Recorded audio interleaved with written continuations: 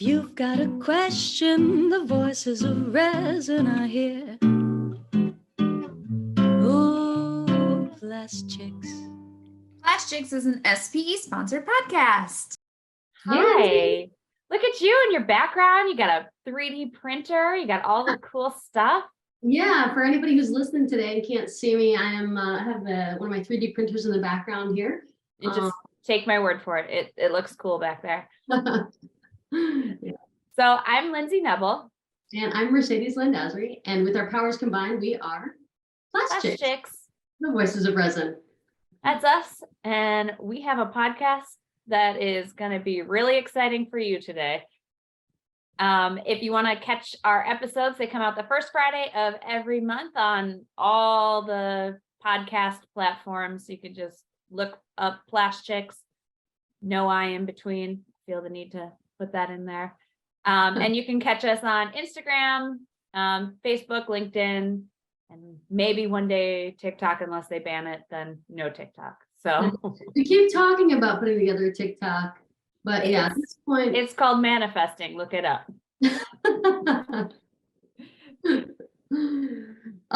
So today with us, and one of the reasons why I moved my 3D printer in the background here, is we have two very special guests.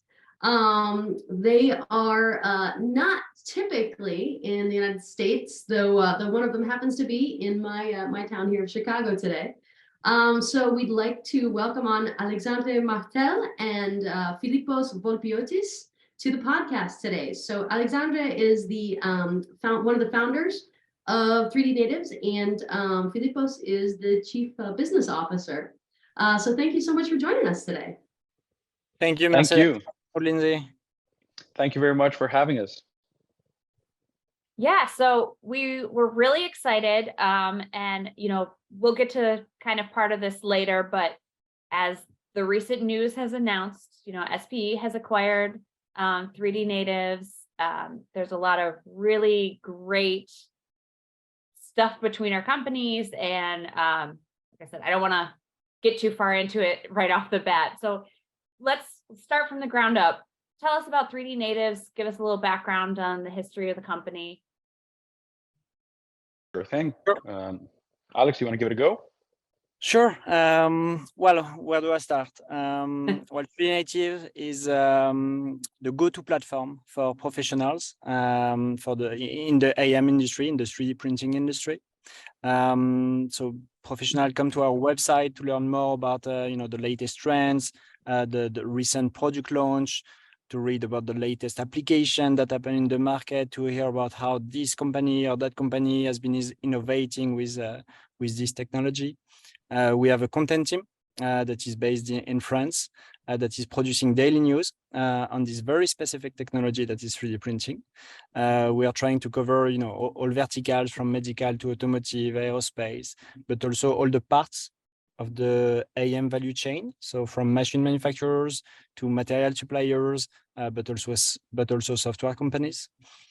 On 3D Natives, you will also find tools for people from the industry that are looking either to find a job through our job board, that will be looking for a specific company, again, from the 3D printing value chain. So typically someone looking for a service bureau in your region, for a training company. It could be also someone looking for a specific event in their region. Well, we are trying to come up with basically everything that is happening in our industry. A few years ago, we also launched a comparison engine, which has become extremely popular, where, again, user can connect and find the right equipment, the right 3D printer based on their needs, based on their budget, on the material they want to print with, on the size of the parts they want to manufacture, etc., etc. And as of today, 3D Natives is available in 5 languages: English, French, German, Spanish, and Italian. Wonderful. And you guys just celebrated a pretty big birthday about a month ago, right? Kind of. We haven't really celebrated. We have to do something, I guess. No, we were talking about it actually. We need to do something because indeed the website was created 10 years ago. Though the company was officially created in 2014, but no, we'll definitely have a big party this year. Wonderful, wonderful. And hopefully there's a virtual component where we and other SPE members can join as well. We love a good party. We love a party. Yeah, we can virtually make some cocktails in the metaverse. Absolutely. I think at this stage we've committed to it, Alex. We need to build something where everyone can join. Mhm. Listen, Wonderful. we're in. Virtual drinks it is. Yes, 100%. So Alex, you were one of the co-founders. So tell us about your specific background and how and why you formed 3D Natives. With pleasure. So I've done a few back and forth before launching 3D Natives. Initially, I've got a background in applied mathematics and started my career in finance in England.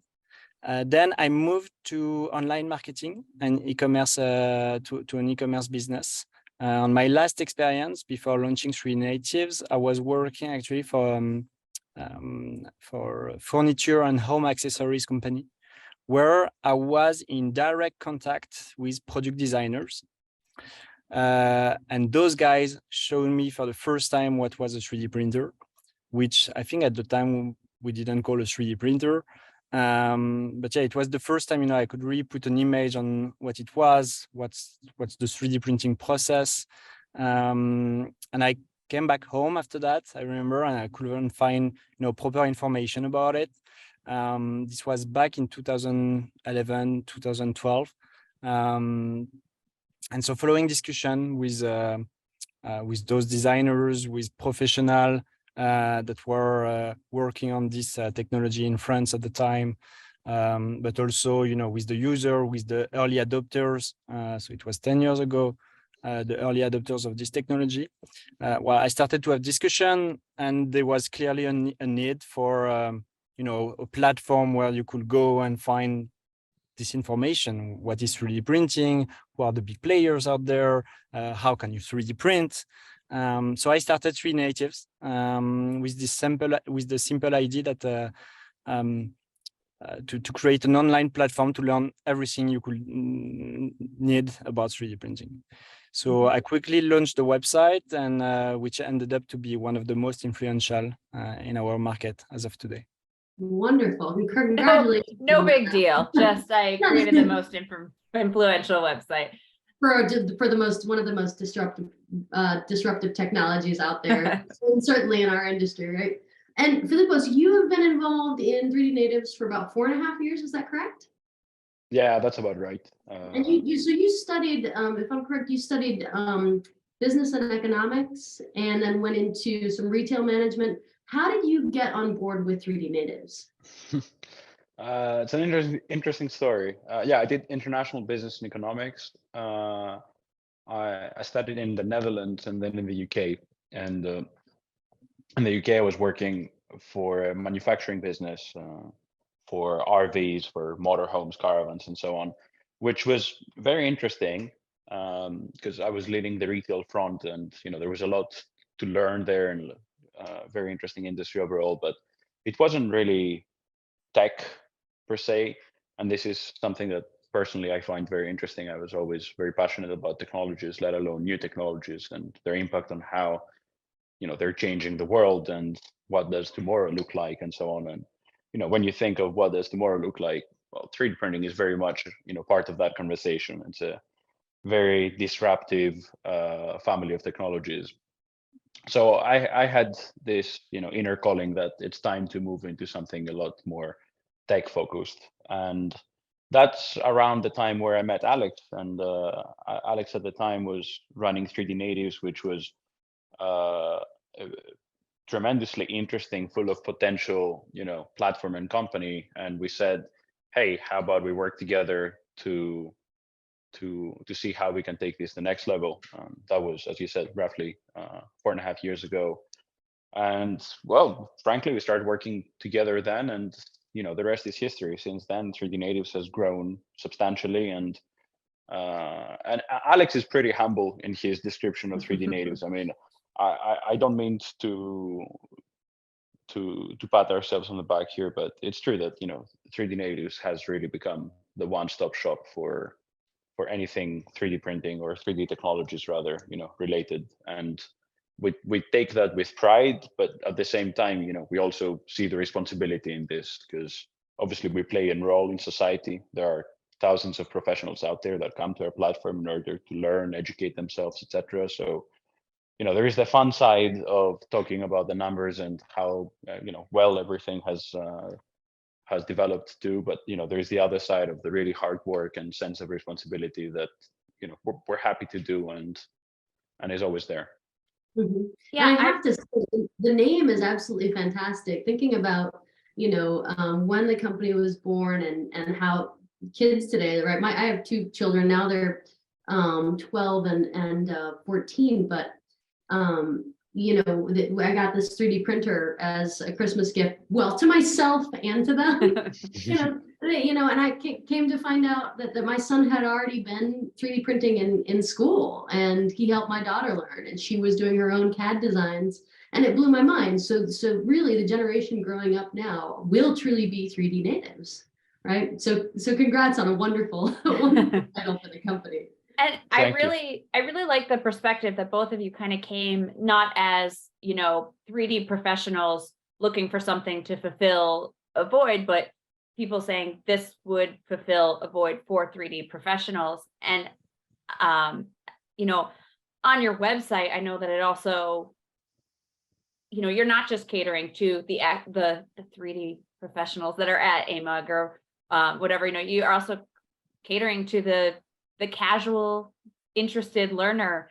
I know when I, was first learning about you guys, I was talking to my boss who's like super 3D hobby enthusiast. And I was like, yeah, he was talking about material and he's like, I was reading and I think I'm gonna go with this material because it's better than the other one. And I was like, oh, wow, like you really caught up. And he's like, yeah, I've been using this website. He's like, here, I'll send it to you. And it was 3D natives. And I was like, well, that is convenient. So, it's spanning that whole gap of, people who are doing this professionally, people who should be doing this professionally, people who are interested casually. And I don't think I think a lot of the rest of the plastics industry in general kind of is more protective of their, intellectual property, if you will. And they don't want to share it with the casual learner. And I feel like this is a really good example of why that's so beneficial.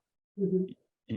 You make a very good point here, Lynzie, because often, the thing that we've identified is people might be very much interested in doing something, either on a personal level or simply because it solves a problem of their business and therefore would make, their life easier. But the only thing that doesn't let them actually do it is access to information. And this is very much at the core of our mission. We need to have these stories told so that people can make their decisions. It is not for us to be involved in decision making whatsoever, but we feel the responsibility of giving them access to, hey, what's happening out there. And today we just closed 2022 where 3D natives averaged 1.2 million people coming on the platform, which means that, well, this is a number far bigger than just people in the 3D printing industry. This means there's a big percentage out there of people who are just, picking through the door and want to see, hey, what's happening there? Is there a solution that can solve my problem? Is there something that if I learn more about, I can do things in a better or faster or cheaper way, or whatever the factor of differentiation might be? And to that, our answer is, let's try to give voice to everyone. If there is a technology, material, an application out there that can make your life better, great. Then at least let's make sure that you know about it, and then whether you adopt it or not, that's for you to decide, but at least you know about it. Absolutely. Hi, I'm Dr. Sarah Skidmore, and I'd like to share with you SPE's Certificate in Leadership. Have you heard about the program?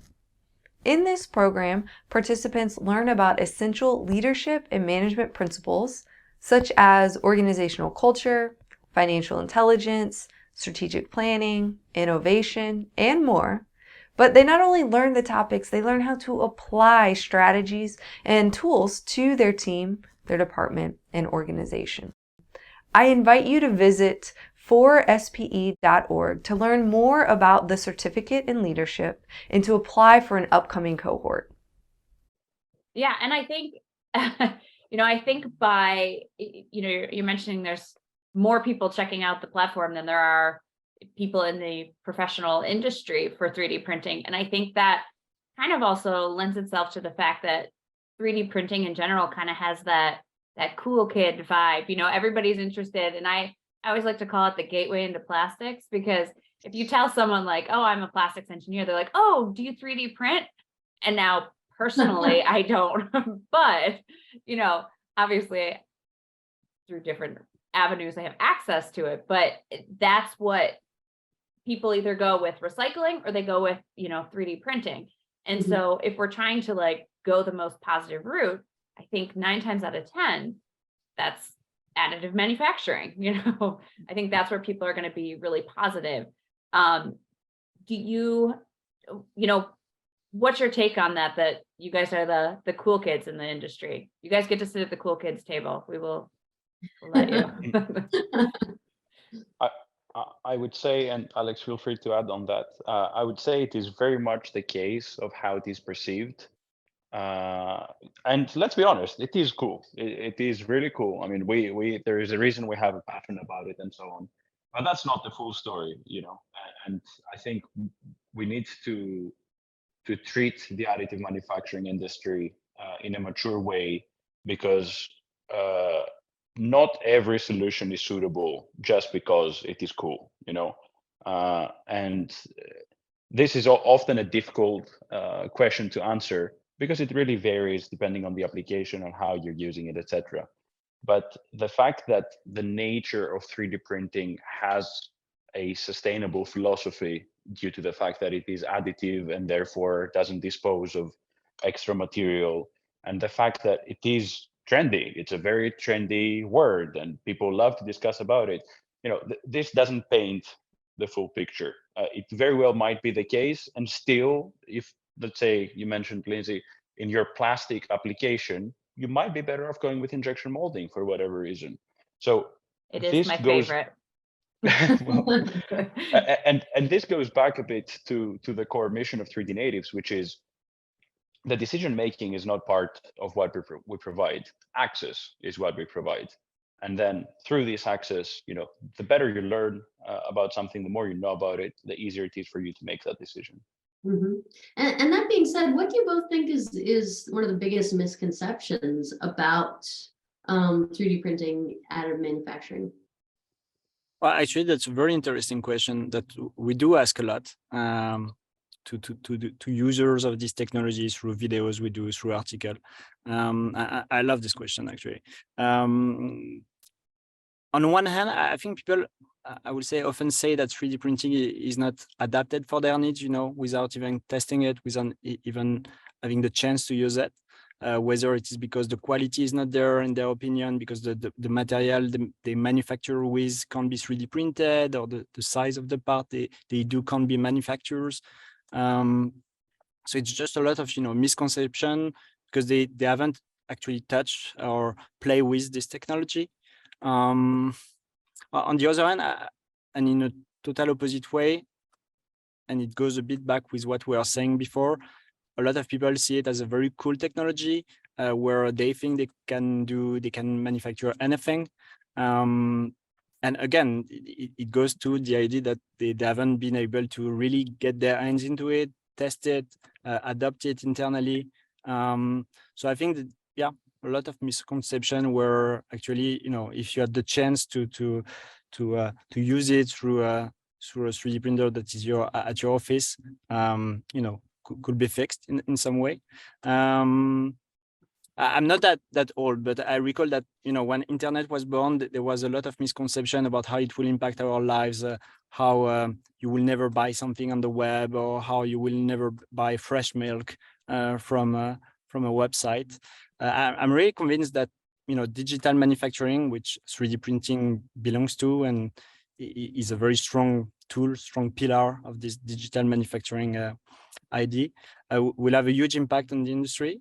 It might not impact the business starting tomorrow, but in the short term, it could impact the supplier of your company or your clients, and so you better be ready for it. So it's this idea of testing, getting your hands into a 3D printer, like Mercedes with a 3D printer in the back. For me, it's really important for anyone. And let's not forget here, guys, 3D printing as a whole, as an industry, it's still a drop in the ocean compared to the giant of manufacturing altogether. And even though 3D printing has started as early as the 80s, it has really started maturing just in the last few years. So I think if you look into the history of technologies and the impact they've had on society, the infancy stage that we are currently experiencing, let's not forget, for your viewers to know, 3D printing altogether, it's always very difficult to track, but it's expected to be around 10 to 15 billion US dollars on an annual basis. If you put that into perspective with injection molding or thermoforming or even non-plastic manufacturing solutions like machining and so on, this is really, really a tiny percentage of manufacturing altogether. So many big decisions are to be defined, which the way we translate it is very wise for one to know and follow and inform themselves about what is happening, because these are now the years, this is the era where these big decisions are played out. And if we have the same conversation in 10 years, and I hope we do, in episode 5,000 of PlastChicks, It's going to be a good one. I'm pretty sure that by then many things will have solidified and a structure will be much more clear on how things will be. But at the moment, it is, as Alex said, an early internet stage still. Mm-hmm. Mm-hmm. Yeah, that's an interesting perspective, because I have my degree in plastics engineering, and as we started, that was one of the things they started to slowly introduce, and I think we had like one module on it.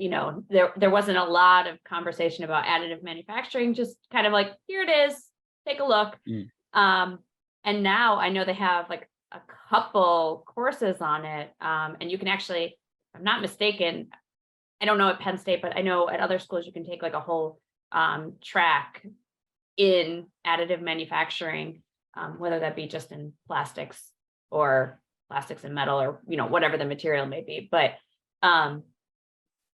just even seeing the education around it increase is something I don't know that I envisioned back then. Granted, like I said, they just said, here's a 3D printer, and we said, cool. Right, and it's neat to see. I think just anecdotally, one of the type of companies within the plastics industry that I really saw starting to adopt and embrace this type of technology, they were the mold makers, the tool makers, really, doing the rapid metal 3D printing to create molds. We're starting to see, how merging the technology or adding it on, pun intended, right? can really evolve and revolutionize our current manufacturing practices. Now, with you said that 3D Natives is available in 5 languages. Which I love as a polyglot myself. So I asked this kind of a little bit coyly, but what does having technical content produced by native speakers matter so much? It's a great question. It matters tremendously to us and to our audience. As we said earlier, the platform 3D Natives is available in English, French, German, Spanish, and Italian. The way people consume content really differs, and culture is reflected on that. How the average German professional will read an article or will research a certain topic is very much different to how the equivalent Italian person will. And as you can imagine, the the Spanish person learns and informs themselves in a different way than the American person does, and so on. So it is not just a matter of the language being translated, the word per word translation, simply so that we can overcome the barrier of language. It is very much that reflection of culture within the words. So at 3D Natives, we've decided to take a very difficult path, frankly, but it's a very deliberate decision of essentially running 5 3D natives within the 3D Natives umbrella, because the English 3D Natives is run by American people, the French by French, the Spanish by Spanish, and so on and so forth. And what this allows us to do is, when there are some Paris-related news, they will be on the French website, but not necessarily in the German one. And when there are some New York-related news, they will be in the English one, but not in the Spanish. So what that means is these communities, these local based audiences that we have built for the respective languages really get content tailored to themselves. And as a result, the level of engagement that you get from there, you can imagine yourselves, if you, in the way that you consume news, for whatever it might be, if you start hearing about the local politics of the village in the southern part of New Zealand, most of the times it's not exactly the sort of thing that will influence your day-to-day. Whilst if it is something that really has an impact on you, your personal or professional life, then obviously you tend to be more engaged to that. So not gonna lie, it is definitely the difficult path to choose. It could be done much easier, but it is very important. And the feedback is very clear and loud from our audience. This is really the way to do it. And people that go ahead, sorry. I will add that in this, it is important for our audience, which was the primarily reason why we did it. But it also matters to our clients, to be able to reach to the right target in the right language with the right wording, etc. That's also very important for them. On top of it, let's take the example of one international company that can, just reach to us. They are only speaking English, and they want to get into France. They want to get into Germany, etc. It's just one person of contact for all their needs, and with the whole team at 3D Native, thinking about, okay, what we should do for this market, what should we do for this market for them, etc. Yeah, it's not only about the audience, it's also about the clients. I love, and I mean, anyone who visits 3D Natives or is a member of the community, right, would be able to toggle, even though they might have a stream really tailored to their native language, they would be available to toggle between the different languages, right? So that's one thing that I see impacting a lot of knowledge sharing and knowledge gathering just globally right now is, so for example, I work in trend forecasting. A lot of that stuff is in English. And considering I was talking with one of my colleagues and about something that I thought that I was going to see it, but I wasn't seeing it. And we said, we don't even know where to look on for other trend sources. So it's amazing that you're creating something where it really can be global. Are you going to be expanding it to other languages at some point? Are there plans for that? Well, let's hope. Well, there are a lot of tools out there that could make it this very easy for us. But again, we are not taking the easy way. We are doing it with again native people based in our office in France, because it matters. It not just some kind of translation. And to answer your question, yes, we'd love to, but we know that it takes time. It's a real community that you are building. It's not only about someone writing it about those news for this specific market. So we need to also, be careful and not launch too many markets, too many languages at the same time.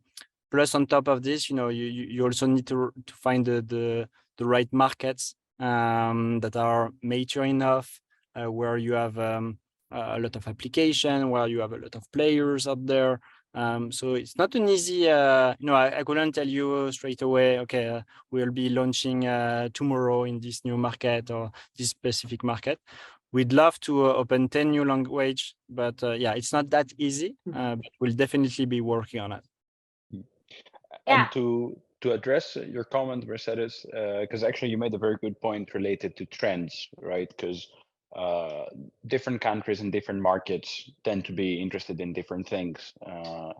So, for example, perhaps, and this is just a random example, but perhaps people in the Spanish manufacturing sector are more interested in automotive applications, whilst people in the Italian market might be more interested in dental applications and so on.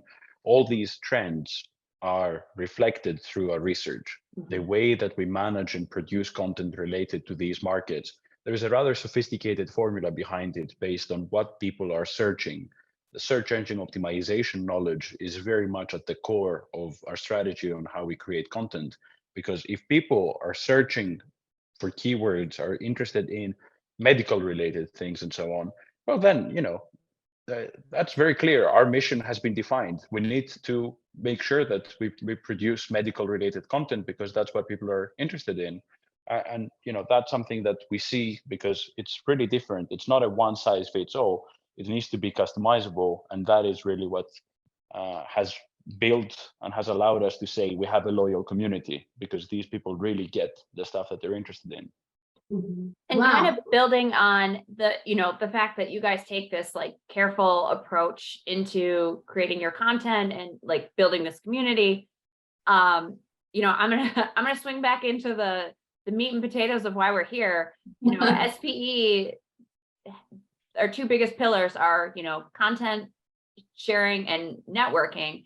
And I think we found a really good partner in you guys. Can you kind of tell us a little bit about what went into,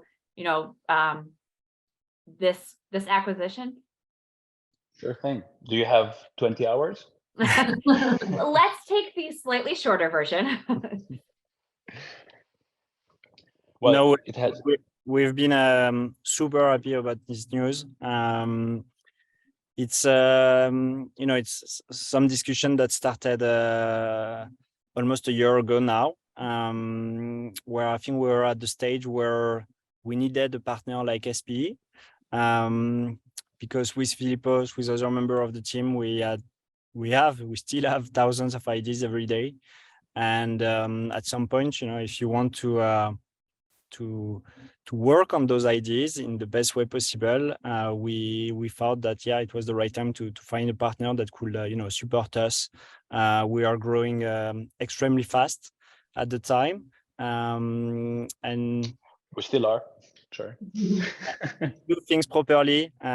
We thought let's find the right partner, and at the same time we had the chance to meet with SPE, to meet with the board, to meet with Patrick, and that this is history. But no, after a lot of discussion, we could see the fit. We could see the excitement, increasing over and over after each discussion.